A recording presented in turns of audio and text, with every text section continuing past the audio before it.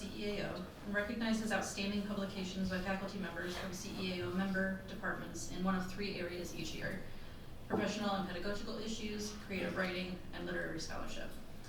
This year, there were 5 great creative projects submitted which tackled topics like familial duties, climate fears, and the familiar bittersweet longing for the past. However, one work very clearly for all of us rose to the top of the rankings. Dustin Pearson's A Season in Hell with Rimbaud is described as, quote, an allegorical travelogue, wherein a narrator, desperate to recover, to understand, and to reconcile his relationship with the brother he's lost, takes readers deep into the autocratic machinations and imagined landscapes of hell. It is unclear whether hell is a physical place, here or on another plane, or if it lies in the cracks of our minds where we fall victim to the harsh vagaries of life when they prove greater than our strength to overcome them. The Dasher Committee was especially struck by this volume and its ability to hold both the theme of hell and the focus of the brother throughout the text. The simultaneity, such as that, is hard to develop with such feeling, and it is done well, leaving us with a clearly unified text. The descriptions, physical, mental, and spiritual, are impressively visceral, as is the Dantean format in the Circles of Hell, ecologically diverse to a degree that none of you ever would have expected. Reminiscent of Dante Alighieri, John Milton, and Wayne Barlow in scope, setting, and graphic intensity, and of course drawing on the style and transgressive surrealism of poet Arthur Rimbaud, Pearson describes with equal wonder the horrors and uncanny beauty of this place. Readers witness bleached bone, bloody vapors, skin bubbling and splitting in the dry heat, but also the angelic and exquisite drifting of disintegrating bodies in hell's deep acidic oceans. A Season in Hell with Rimbaud is not a collection for the uninventive or the fragile, and demands to be read and digested slowly, like a rich slice of cheesecake, of which I happen to know a thing or two. Each poem leaves the reader with conflicting senses of claustrophobia and wonder, devotion and discord, introspection and abandonment. As with most great literature, the length and breadth of the journey is extreme but also intimate, as the author tells us, quote, though I roam hell in search of my brother, I can only find myself. Dustin Pearson is the author of 2 previous collections of poetry, Millennial Roost and A Family is a House. In 2019, The Root named Dustin one of 9 Black poets working in academic, cultural, and government institutions committed to elevating and preserving poetry art form. In 2020, a film adaptation of his poem, The Flame in Mother's Mouth, won Best Collaboration at the Cadence Video Poetry Festival.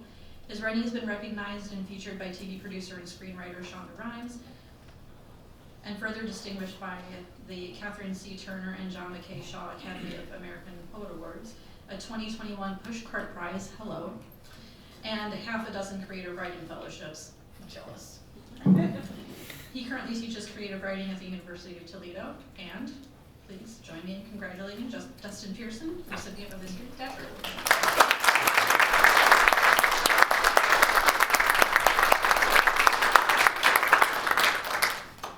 This is the title poem of the collection, A Season in Hell with Rimbaud. I dreamt I was showing my brother around in hell. We started inside the house. Everything was brown besides the white sheets in the bedrooms. I let him look outside the window.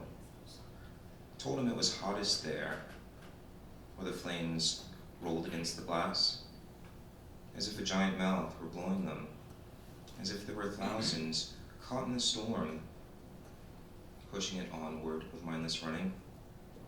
Save the desperation for something else. How had there been a house in hell when we invited with time to spend? Why was it I hadn't questioned how I got there?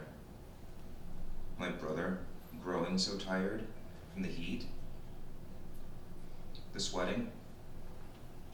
Surely we could open the door, he said. Surely there'll be a breeze.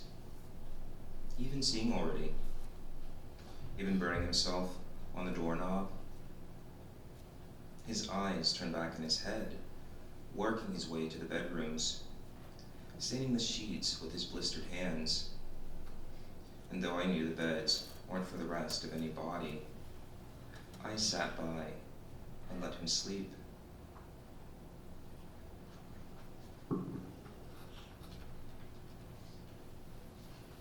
And this last poem is called Things I Thought, Things I Do. Your brother is as strong as an ox. There were always people telling me that. I think maybe because I was short, still taller than he was, and skinny. Or at least it seemed because of the clothes I wore. His body was bulky, no fat to be seen, and everyone stood in awe of its feats. Without breaking, he could clap a boulder to dust. But I didn't mind being invisible for being a mystery. Didn't mind receiving the intel as a kind of disbelief. They were unwilling to look at both of our faces. Without heroics, what strength does it take to walk willingly? For one's mind to be so clouded by other pains, fire becomes a best rescue. I don't like to, but when I think about it, my brother and I had done the same thing. He walked out of our house into hell's engulfing to get away from voices he couldn't quell. But being the only one left in the house, the only thing I could see he got away from was me. Had I listened to the people my brother shared his life with, the people volunteering to tell me who he was, I might have believed hell couldn't ravage my brother's body. Brother, who in your life would you walk through fire for? The thought of asking that question used to bother me. Having to listen to a list that didn't include me, or thinking the one name you'd say wouldn't be mine. If you asked me, I don't think anyone would come to mind. At least not anyone on the outside. I consider that a failure in my life. Where we stood was already burning. Brother, I never thought my answer would be you.